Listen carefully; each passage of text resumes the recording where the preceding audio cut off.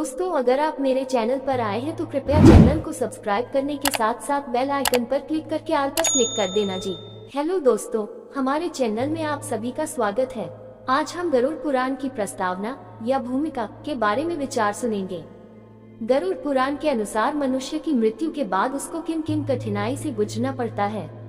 आत्मा का 17वें दिन के बाद 18वें क्या होता है। मनुष्य को कर्मों के अनुसार क्या क्या सजा दी जाती है। तो आइए दोस्तों सुनते हैं गरुड़ पुराण की भूमिका के बारे में, और हम कल से लगातार एक अध्याय सुनेंगे। तो आइए दोस्तों शुरुआत करते हैं। जय श्री कृष्ण जी। गरुड़ पुराण हिंदू धर्म के प्रसिद्ध धार्मिक ग्रंथों में से एक है। वैष्णव संप्रदाय से संबंधित गरुड़ पुराण में मृत्यु के बाद सद्गति प्रदान करने वाला माना जाता है।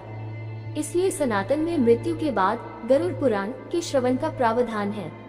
इसके अधिष्ठात्र देव भगवान विष्णु हैं। 18 पुराणों में गरुड़ महापुराण का अपना एक विशेष महत्व है।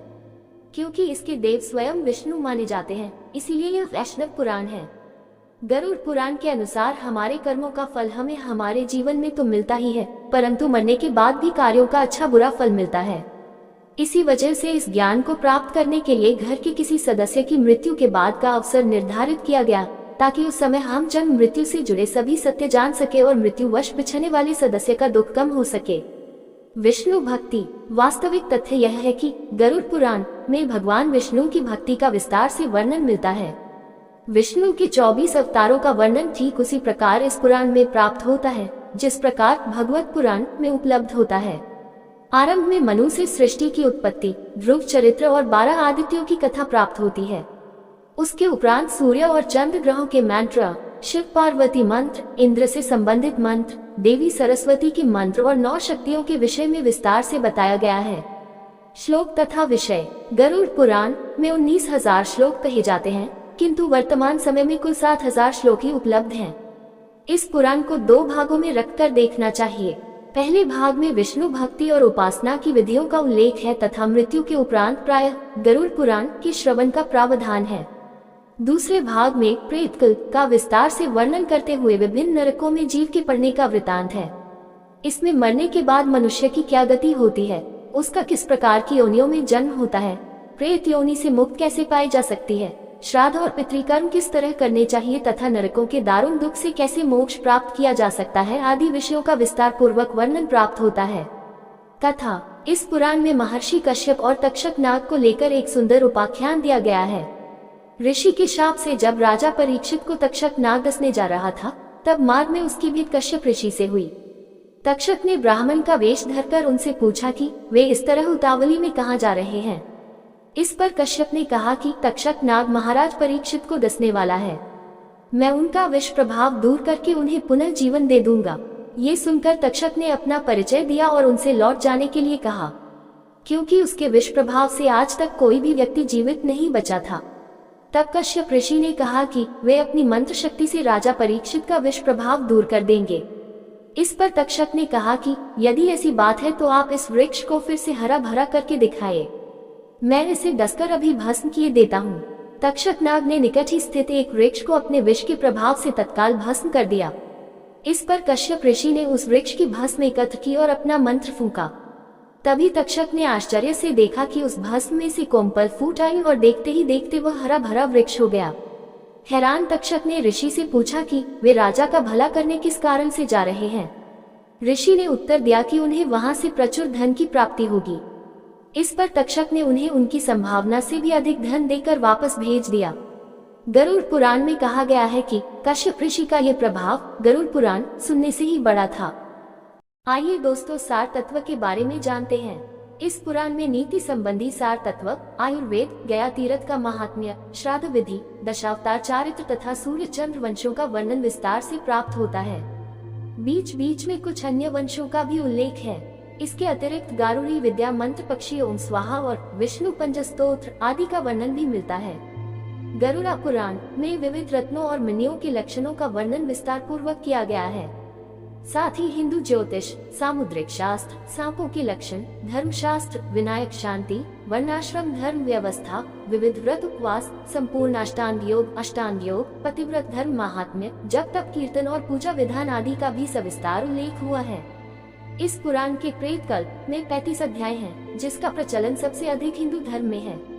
इन 35 अध्यायों में यमलोक, प्रेतलोक और प्रेत योनि क्यों प्राप्त होती है, उसके कारण, दान महिमा, प्रेत योनि से बचने के उपाय, अनुष्ठान और श्राद्ध कर्म आदि का वर्णन विस्तार से किया गया है। ये सारी बातें मृत्यु को प्राप्त व्यक्ति के परिवार वालों पर गहरा प्रभाव डालती हैं। वे दिवंगत व्यक्ति की सद्गति और मोक्ष के लिए पुराण विधान के अनुसार भरपूर दान दक्षिणा देने के लिए तत्पर हो जाते हैं। इस पुराण का उद्देश्य भी यही जान पड़ता है। नरक वर्णन, गरुड़ पुराण के दूसरे अध्याय में यह वर्णन मिलता है। इसके अनुसार गरुड़ ने कहा, हे केशव, यमलोक का मार्ग किस प्रकार दुखदायी होता है, पापी लोग वहाँ किस प्रकार जाते हैं, मुझे बताइए। भगवान बोले, हे गरुड़, महान दुख प्रदान करने वाले यममार्ग के विषय में मैं तुमसे कहता हूँ, मेरा भक्त होने पर भी तुम उसे सुनकर कांप उठोगे। यममार्ग में वृक्ष की छाया नहीं है, अन्न आदि भी नहीं है, वहाँ कहीं जल भी नहीं है, वहाँ प्रलय काल की भांति 12 सूर्य तपते हैं। उस मार्ग से जाता हुआ पापी कभी बर्फीली हवा से पीड़ित होता है तो कभी कांटे चुभते हैं, कभी महाविषधर सर्पों द्वारा डसा जाता है, कहीं अग्नि से जलाया जाता है, कहीं सिंहों, व्याघ्रों और भयंकर कुत्तों द्वारा खाया जाता है, कहीं बिच्छुओं द्वारा डसा जाता है। इसके बाद वह भयंकर असिपुत्रवन नामक नरक में पहुंचता है, जो 2000 योजन के विस्तार वाला है। ये वन कौ, उल्लू, गीधों, सर्गों तथा डॉन्सों से व्याप्त है। उसमें चारों ओर दावाग्नि है। वह जीव कहीं अंधे कुएं में गिरता है, कहीं पर्वत से गिरता है, कहीं छुरे की धार पर चलता है, कहीं कीलों के ऊपर चलता है, कहीं घने अंधकार में गिरता है, कहीं उग्र जल में गिरता है, कहीं झोंकों से भरे हुए कीचड़ में गिरता है, कहीं तपी हुई बालुका से व्याप्त और धधकते ताम्र में मार्ग, कहीं अंगार राशि, कहीं अत्याधिक धुएं से भरे मार्ग पर उसे चलना पड़ता है, कहीं अंगार वृष्टि, कहीं बिजली गिरने, शिला वृष्टि, कहीं रक्त की, कहीं शस्त्र की और कहीं गर्म जल की वृष्टि होती है, कहीं खारे कीचड़ की वृष्टि होती है, कहीं मवाद, रक्त तथा विष्ठा से भरे हुए तालाब हैं। यममार्ग के बीचों बीच अत्यंत उग्र और घोर वैतरणी नदी बहती है। वह देखने पर दुखदायिनी है। उसकी आवाज भय पैदा करने वाली है। वह 100 योजन चौड़ी और पीठ तथा रक्त से भरी है। हड्डियों के समूह से उसके तट बने हैं। यह विशाल घड़ियालों से भरी है। हे गरुड़, आए पापी को देखकर वह नदी ज्वाला और धूम से भरकर कड़ाह में खौलते घी की तरह हो जाती है। यह नदी सुई के समान मुख वाले भयानक कीड़ों से भरी है। वज्र के समान चोंच वाले बड़े बड़े गीध हैं। इसके प्रवाह में गिरे पापी, हे भाई, हा पुत्र, हा तात, कहते हुए विलाप करते हैं। भूख प्यास से व्याकुल हो पापी रक्त का पान करते हैं। बहुत से बिच्छू तथा काले सांपों से व्याप्त उस नदी के बीच में गिरे हुए पापियों की रक्षा करने वाला कोई नहीं है। उसके सैकड़ों हजारों भंवरों में पड़कर पापी पाताल में चले जाते हैं। क्षण भर में ही ऊपर चले आते हैं।